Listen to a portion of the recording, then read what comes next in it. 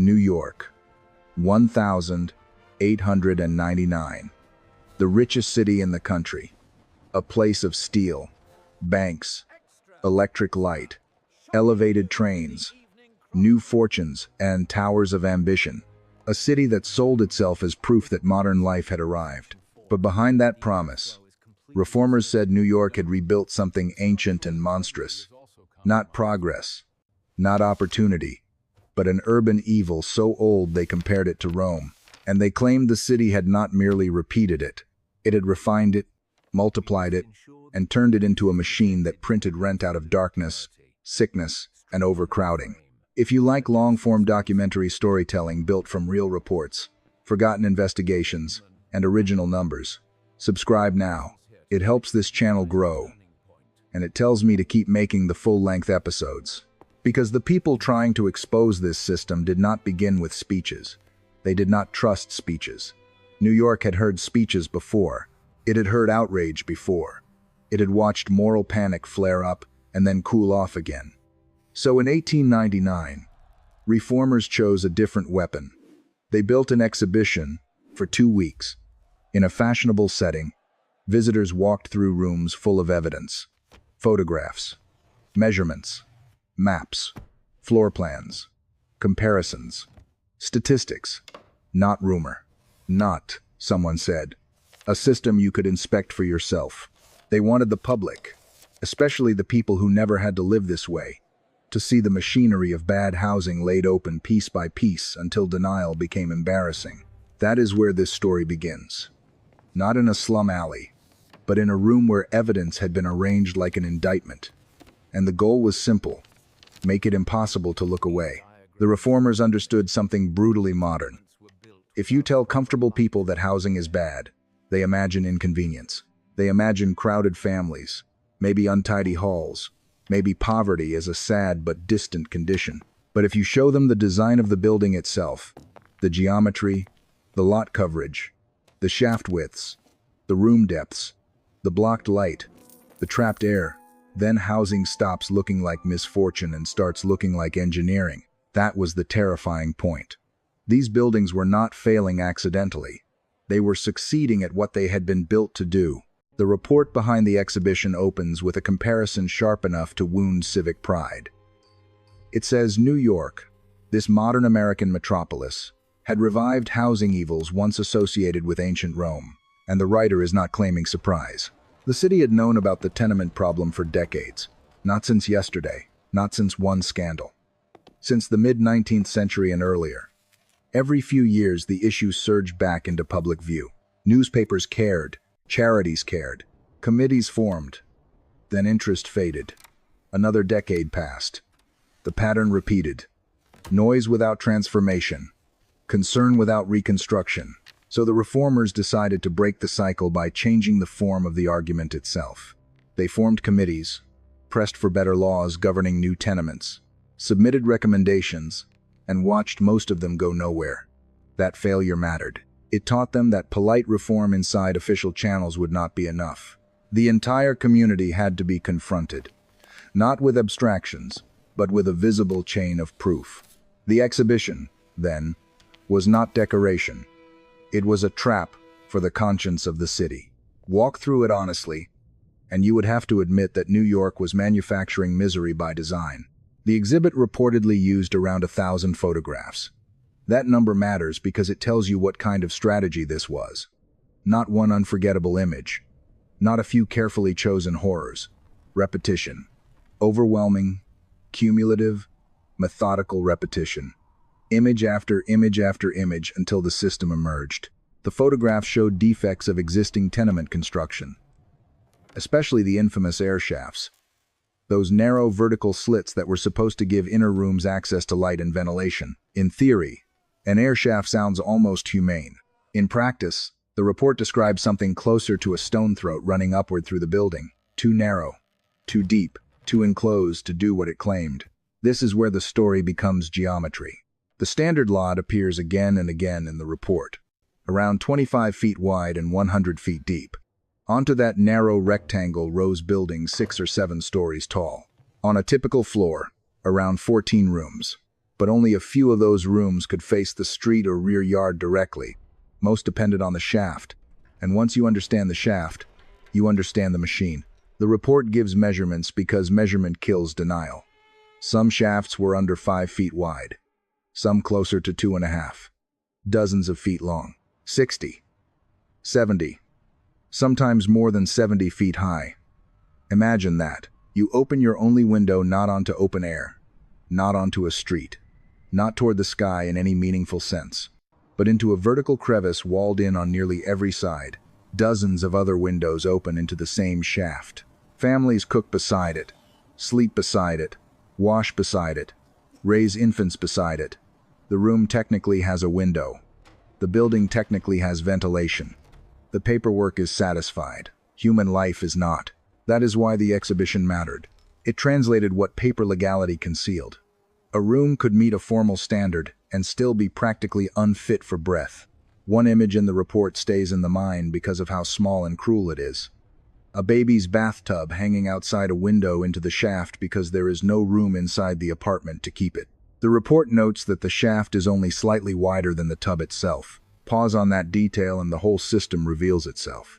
A family is paying rent for space so compressed that even a child's bathing tub must be exiled into a canyon of stale air. The shaft is no longer an architectural feature. It is an accusation. The report adds another example, another shaft, another set of measurements, another count of windows stacked into an enclosed void, and then it includes a line that feels less like description than challenge. The photograph had been taken at 11 in the morning in strong sunlight. If the image still looked dark, what was it like in winter? What was it like on lower floors where direct sun almost never reached? What was it like in summer when heat rose, odors thickened, and air did not circulate? That phrase appears again and again in different form. There is never a circulation of air. It sounds technical until you realize what it means in lived experience. Heat trapped, cooking smoke trapped, sickness trapped, moisture trapped, laundry dampness trapped, odors trapped. A building can have windows and still function like a sealed box if the openings face dead space. In that kind of environment, the report argues, darkness is not just visual, it becomes social and biological. Children grow in it. Disease thrives in it. Domestic life bends around it. The reformers wanted the city to understand that these were not isolated private hardships. The consequences spilled outward. Hospitals, charities, relief agencies, employers, schools, public order. The city paid for the slum twice. First by allowing it to generate profit, then by absorbing the damage it produced. That was one of the exhibition's most devastating claims. The tenement was not simply an unfortunate housing form. It was an engine that converted land pressure into overcrowding, overcrowding into sickness, and sickness into social cost. Once that chain became visible, the city could no longer honestly pretend the matter belonged only to landlords and tenants. Then the exhibit did something even more chilling. It turned suffering into maps. Large-scale maps of the tenement districts were prepared block by block. Buildings were identified by type. Street numbers were shown. Heights and stories. Percent of lot covered by building. The remaining open space, or the absence of it, became visible in a glance. But the exhibit did not stop with physical layout. It paired these maps with parallel maps of poverty and disease. On one set, black dots marked buildings from which multiple families had applied for charity during a set period.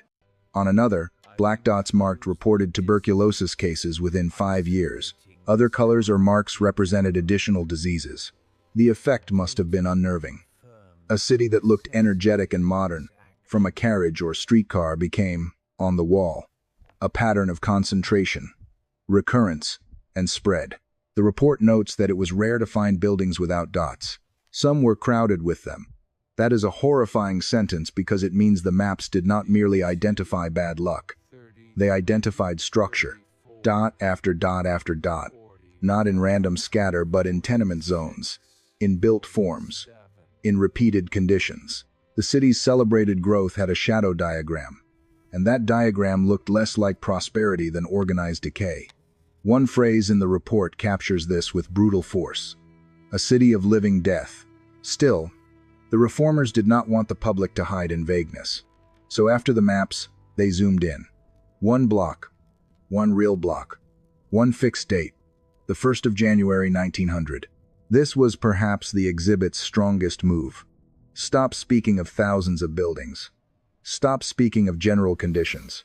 Freeze one block and make the viewer stare at it. A bounded piece of the Lower East Side. Specific streets, specific structures, specific counts. Inside that one block were dozens of tenement houses, hundreds of apartments, thousands of human beings. The report breaks down apartment sizes: 2 rooms, 3 rooms, 4 rooms, 5 rooms. It counts total rooms. It counts adults and children. It distinguishes those above and below 5 years old, because childhood under such conditions was part of the indictment. Then comes the sentence that stops you cold. In that entire block, not one bath, not one private bath for the whole block. That absence matters because it destroys the lazy moral story often told about the poor.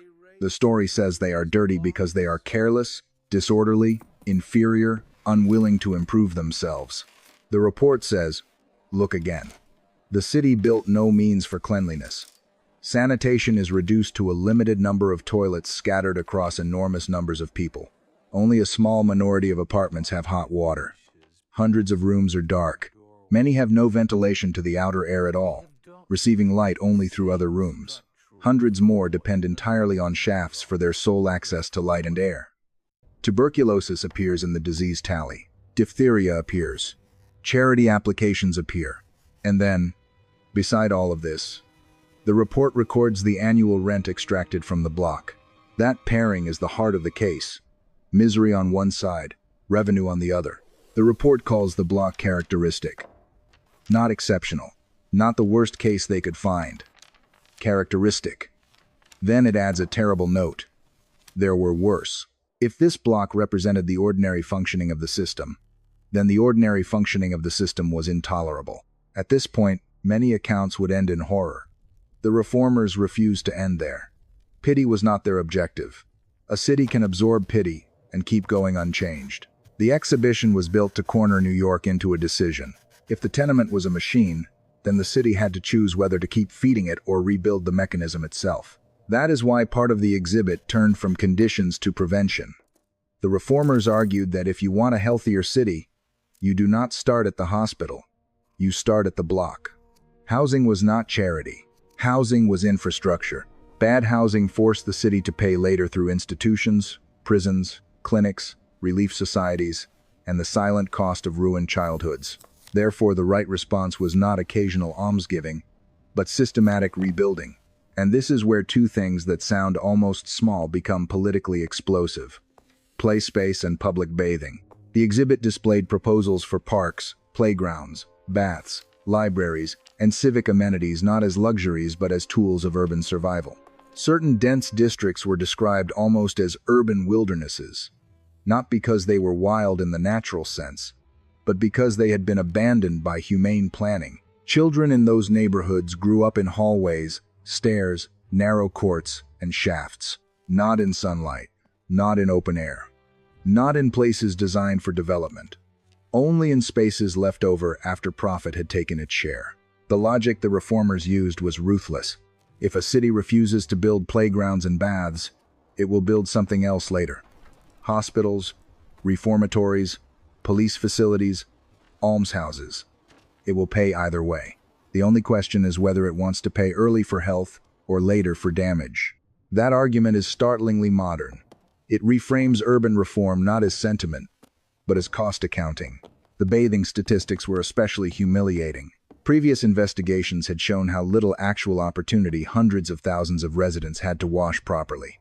Reformers attacked the old excuse that workers did not want baths or would not use them. They called the excuse false, and then they used evidence. Where public baths existed, even modest ones charging only a few cents, they were used heavily. Demand was not the problem. Access was the problem. The city had built scarcity and then blamed the people trapped inside it. Notice how carefully the exhibition dismantled the moral defense of neglect. Dirty because they choose to be? No. Dirty because the city left them no facility to become clean. Sick because of private weakness? No. Sick because buildings denied them air and light. Disorderly because of character? No. Disorderly because families were compressed into spaces too small to sustain ordinary domestic life. Each excuse collapsed once structure was examined. The exhibit also broadened the discussion beyond family apartments to lodging houses for single men, another rung in the architecture of urban precarity. Some of the worst police lodging houses were described as filthy beyond toleration. Yet reforms had already shut some of these down. That fact mattered. It proved the city was not powerless. When officials chose to act, intolerable institutions could be abolished. The tenement question, then, was not a question of possibility. It was a question of will. The old fantasy, that overcrowding could be solved by somehow sending the poor back to the countryside, also came under attack. The report treated that notion as evasion. Large cities would continue concentrating work, capital, transport, and industry. Therefore, large populations of workers would remain. Someone had to load the wagons, stitch the garments, tend the machines, haul the goods, scrub the floors, and keep the city alive. The poor were not a temporary inconvenience. They were the laboring population without which the metropolis could not function. The only serious question was how to house those people decently. That pivot was crucial because it allowed the exhibition to move from accusation to comparison. Once you accept that working-class urban populations are permanent, the conversation changes. You can no longer say slums are inevitable byproducts of modernity. You have to ask why some cities made different choices. This is where New York was forced into an uncomfortable mirror. London. The exhibition reportedly showed photographs, plans, and charts of model dwellings and reform efforts from Britain. That choice was strategic. New York often thought of itself as the future, faster and richer than old European capitals. So to be confronted with evidence that London, long associated with industrial urban misery, had already taken significant steps toward improved working-class housing, was deeply embarrassing. The point was not that London was perfect. The point was that New York's defenders could no longer say nothing better was possible. Examples tied to model tenements, philanthropic housing, and organized trusts were displayed to show that decent working-class housing could be planned, financed, managed, and maintained. George Peabody's housing efforts, improved industrial dwellings, philanthropic trusts, and management-based reforms in older properties all formed part of the comparative case. Different routes, same conclusion. A city does not have to choose between slums and homelessness. That false choice survives only where imagination has already surrendered to profit. The comparison spread beyond London. Other British and European cities were invoked as examples of municipal and institutional action. Again, the exhibit's method was not rhetorical flourish, but accumulation. Name the city. Show the plan. Show the building. Show the financing. Show the results. If Liverpool, Manchester, Glasgow, Edinburgh, and others could act in some fashion, then New York's paralysis was not destiny. It was a decision disguised as inevitability, and then the exhibition made its boldest move. It stopped arguing in photographs and started arguing in floor plans. The committee believed the crisis was rooted in design. Not just ownership, not just maintenance, not just morals, but design. So it sponsored a model tenement competition, drawing architects directly into the reform battle. This is one of the most fascinating aspects of the whole story because it shows reform shifting from criticism to engineering. The problem was no longer how do we make landlords kinder. The problem was, can we create a housing form that does not manufacture darkness and disease in the first place? Architects submitted plans for realistic New York lots under real urban constraints. A jury reviewed them. A winning plan emerged, associated with a New York architect, and the exhibit presented it as proof that the tenement did not have to remain what it had become. The key features tell the whole philosophy. A wide-open court facing the street so air could move. A substantial rear yard reserved for light and ventilation by design, not as an act of generosity. No section more than 2 rooms deep, eliminating the buried interior room. Private halls for suites, because privacy and dignity mattered. A toilet for each family, because sanitation was not optional. Multiple well-lit stairways, because fire safety could not be negotiable in vertical working-class housing. This was the argument in its purest form. Once a workable alternative exists on paper, the old building type becomes morally exposed.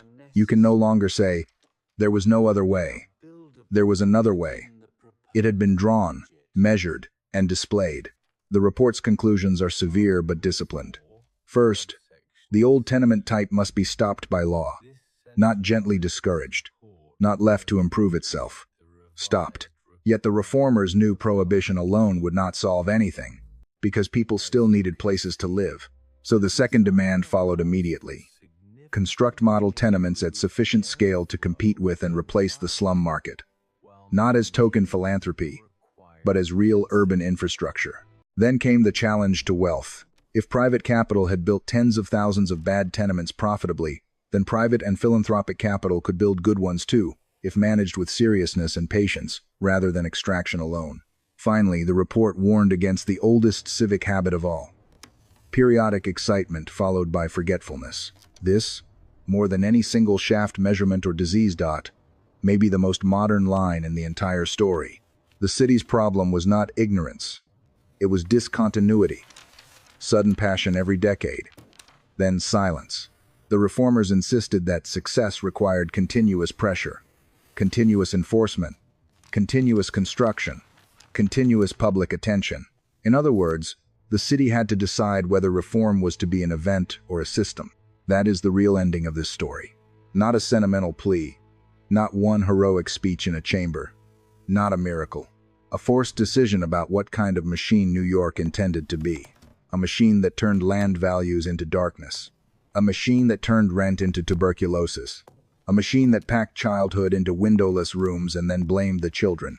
Or a machine that used planning, law, and capital to turn density into life instead of decay. That is why the exhibition mattered. It did not ask people merely to feel bad. It asked them to see. And once you really see a city as a system, the excuses begin to collapse. The shaft is no longer a detail. The map is no longer an illustration. The rent roll is no longer neutral. The block is no longer just a block. Everything becomes evidence. And that may be the most unsettling lesson of all. The great modern city often presents its failures as if they were accidents, as if overcrowding simply happened, as if darkness were unfortunate, as if disease arrived mysteriously, as if a child's cramped life belonged to fate rather than design. But the reformers of 1899 were trying to teach the public the opposite lesson. What is built a certain way will produce certain outcomes. A room without air is not a sad room. It is a predictable generator of damage. A district without baths and playgrounds is not merely neglected. It is an environment preparing future costs. A housing market that can charge high rents for rooms that cannot breathe is not simply imperfect. It is revealing what the city is willing to monetize. So when you picture New York at the turn of the century, do not picture only bridges, newspapers, department stores, and rising towers. Picture the exhibition hall too. The walls lined with photographs, the maps marked with black dots, the measured shafts. The single block frozen on the 1st of January 1900. The rent tallies beside the disease counts. The floor plan of an alternative future pinned in public view.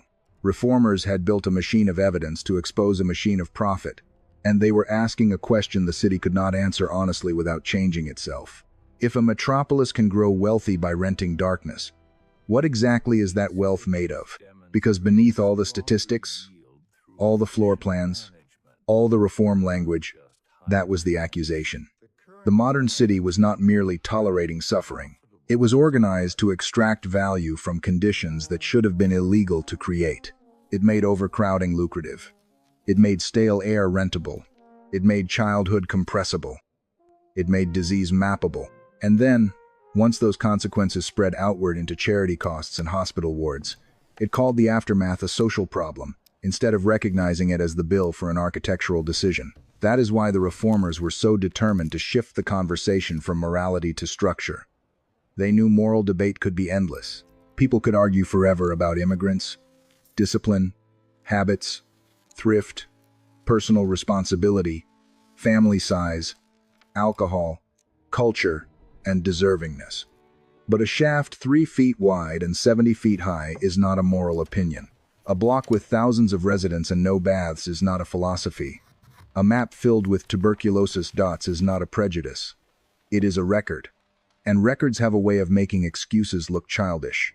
The exhibition, then, was more than protest. It was an attempt to retrain perception, to teach the public to read the city not as a collection of isolated tragedies, but as a designed environment whose forms produced measurable outcomes. Once that way of seeing takes hold, reform becomes harder to postpone, because every future death, every future outbreak, every future charity expense appears not as misfortune but as consequence. And perhaps that is why this story still matters now.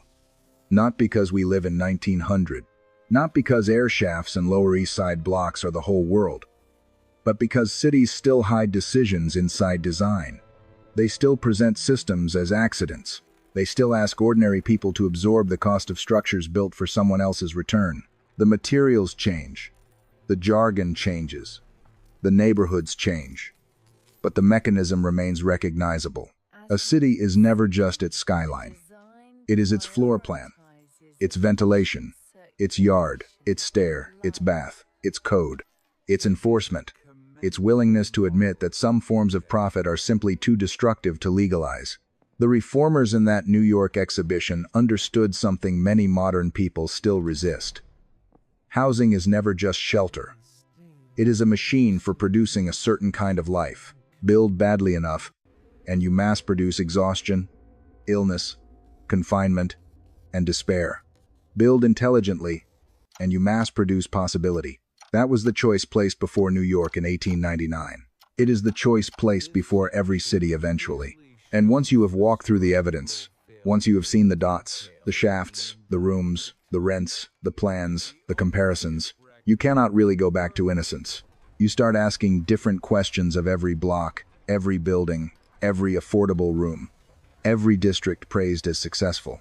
Successful for whom? Ventilated for whom? Spacious for whom? Profitable because of what?